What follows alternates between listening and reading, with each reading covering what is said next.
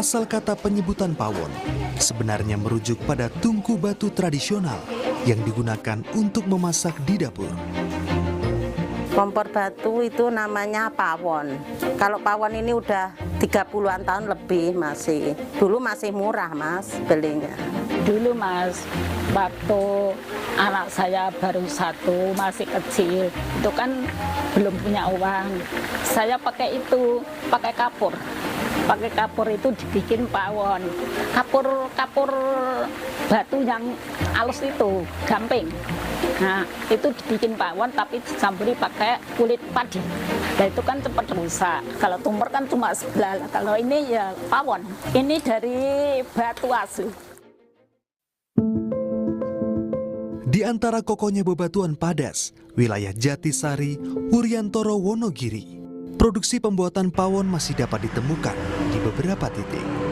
Supri, sang pengrajin pawon, masih terus berdaya menyusun kepingan bebatuan Padas menjadi mahakarya, tungku pawon.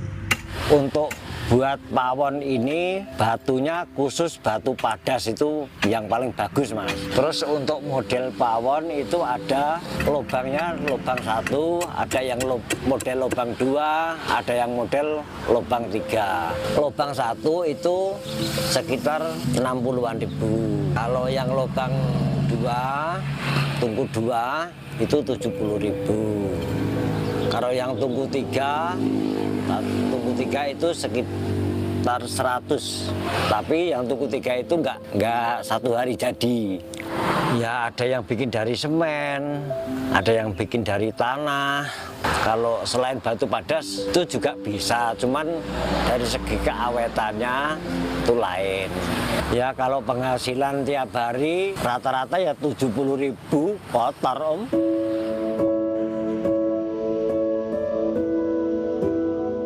Keuntungan yang tak seberapa itu tak menyurutkan tekad Supri meneruskan profesi sang ayah. Walaupun kini jumlah pengrajin pawon hanya tinggal hitungan jari.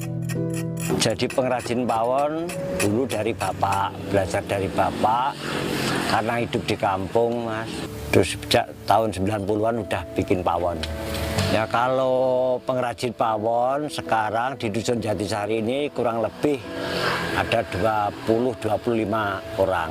Kalau di zaman dulu itu kurang lebih ada hampir 100. Makin ke sini ya udah agak modern manusianya jadi ya berkurang. Yang tua-tua udah pensiun. Tak semudah membalikan telapak tangan. Pembuatan pawon memerlukan kesabaran dan keuletan terlatih agar setiap kepingan Padas tersusun rapi membentuk sebuah tungku pawon yang presisi. Dari awal itu namanya kita lekas dulu Om. Lekas itu mulai, baru kita dalemin tuh pakai kencongan. Kencong namanya.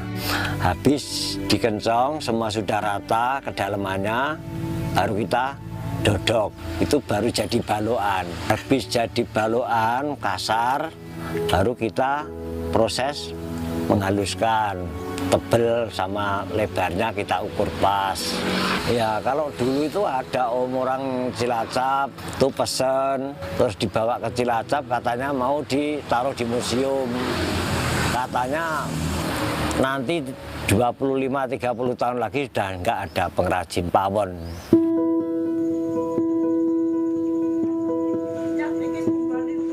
Layaknya seorang ibu, pawon dapat mempersatukan setiap anggota keluarga dalam satu ruang, berkumpul, bercerita, dan berbagi rasa dalam setiap harinya. Tidak sekedar tempat pelepas lapar, pawon merupakan simbol kehangatan serta kesederhanaan masyarakat Jawa. Banyak kenangannya, kalau ketemu tetangga itu ya di sini di pawon ngobrol sama keluarga, apalagi kalau lebaran banyak keluarga yang mudik itu kalau pagi-pagi ngobrolnya di sini di pawon. Nggak perlu mewah-mewah, kalau di pawon itu pokoknya seneng, rasanya seneng Mas. Pagi-pagi ngumpul terus ngobrol bareng, saudara seneng yang ngobrolin di pawon kalau pagi gitu.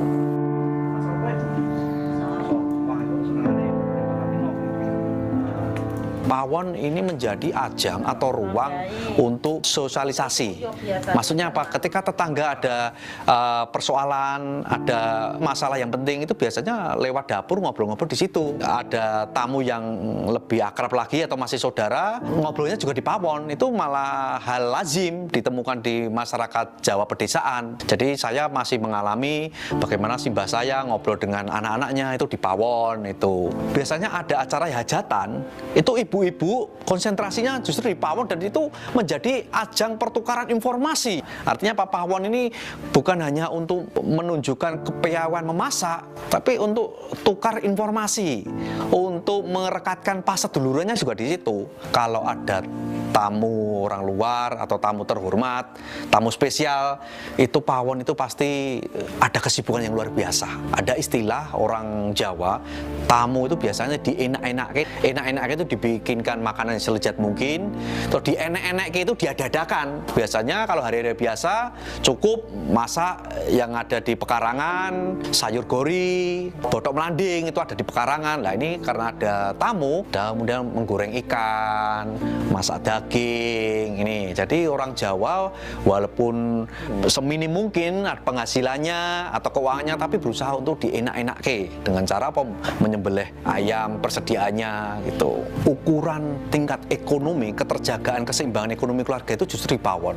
Ada istilah jejeke kendil. Nah, jadi biar kendil tidak guling. Itu istilah untuk kepala keluarga memastikan dapurnya tetap berasap, dapurnya tetap ada aktivitasnya. Nah, kalau kendil guling berarti kan tidak ada isi. Nilai filosofi secara ekonomi, pawon menjadi ukuran.